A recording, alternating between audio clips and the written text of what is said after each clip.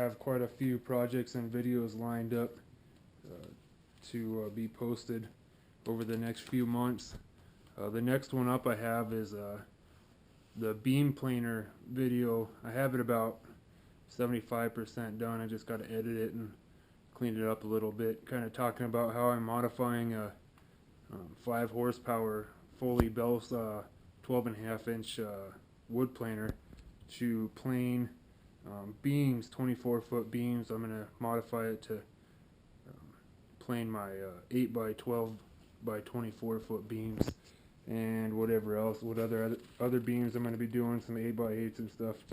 I figured I'd also talk about kind of what I have going on currently that's about 95% done. I'm working on a house mock-up. I'm actually doing a shed with all the kind of architecture I'm going to be using in my house. My house is going to be a sustainable off-grid, on-grid house. Rainwater harvesting, cisterns, solar power, which is the on-grid, off-grid. I'm not sure if I'm going to be doing a gray water, black water system at this point. There's some planning and zoning issues that might go into that yet that I haven't quite figured out. And I guess with that, the mock-up that I'm doing is that shed that I was talking about. And I just designed it. I designed most of the stuff. This is where I'm at right now. We've got the walls and stuff, the beams and everything put up. Right now we're working on building the shelves. I was just dimensioning out the lumber that I have to make. I had made a bunch of the lumber for the shelving units today, and to finish off the ceiling stuff. The ceiling stuff, actually I do have a drawing right here. Kind of shows the roof pitch, and I don't know if that's going to make anything, or if that's going to be able to be understood unless you're an architect or some sort of drafting person that understands dimensioning. But this thing right now is almost done. I'll do a little bit of a video on that just to kind of give people an idea of milling lumber, dimensioning lumber, staining lumber, fastening, the hinge work that I did, stud work that I did, pretty much everything that went into that's going to translate into the house.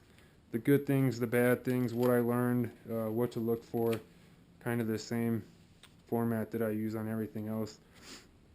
And then this summer, the project that's going to be coming up, once the shed's done, and once I have about 75% of the lumber cut for the house. It needs 2 years to dry, and I have a place to dry. So I got to get most of the lumber cut first before I get into this project. But the project that's going to come after that is actually something that I didn't mention earlier, and that's a parabolic solar collector. I have plans. These are the plans. You can actually, I don't know if you can read this in the video, but you can see this guy's website, and he has a YouTube channel, and he shows it.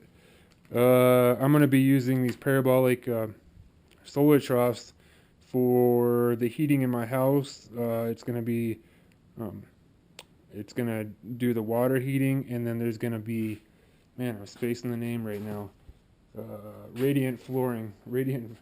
So I'll be running PTEX through the concrete floors to heat the house, and it'll all be heated via those parabolic solar collectors and whatnot.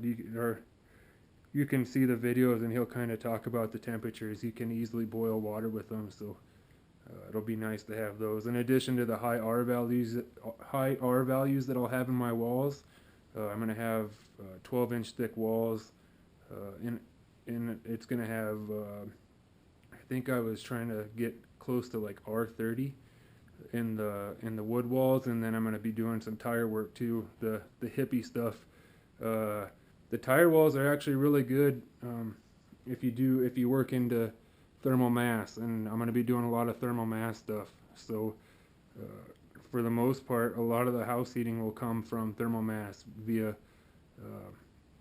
radiant heat from the sun and stuff coming into the house, being stored in the walls and all that business. It's kind of scientific stuff. I mean, it's not new technology. The Pueblo Indians and a bunch of other really old cultures have used this stuff. It just kind of went by the sideline with all the 1960 housing boom and suburbia. So a lot of that stuff's starting to come back.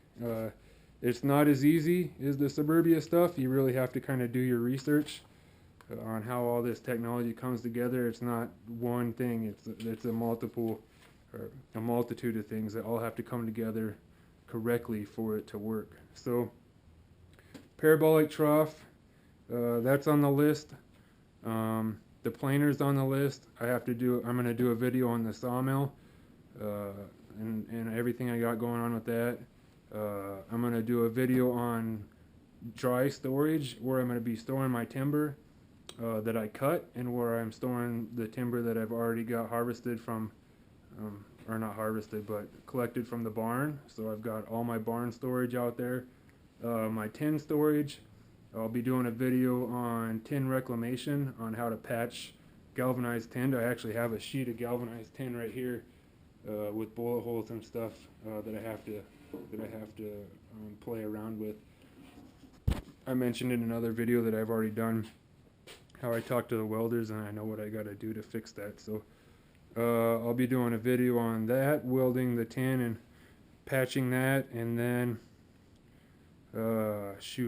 I've got quite a few other videos lined up to do, but I'm really trying to make this video to give everybody an idea of what I'm trying to accomplish here, and trying to get the subscriber numbers up. It kind of I had mentioned someplace on Reddit that it really motivates me to see people that are interested in this kind of thing and that want to learn, how to do this, or they just kind of like to see the process and stuff like that. So getting more subscribers motivates me. I don't make any money off of it, and it's kind of internet points or whatever, but it's kind of nice to see people subscribe and watching the videos and stuff like that.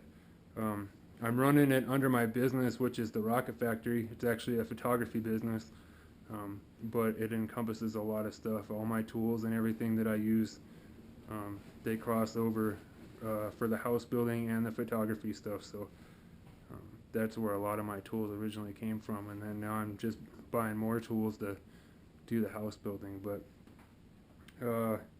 other than that, I probably will make another video like this once I get more videos in line and worked on. So that's kind of the plan right now. I'm really busy, obviously, so between cutting wood and making videos, I'll just put them out when I have the time, and we'll let you go.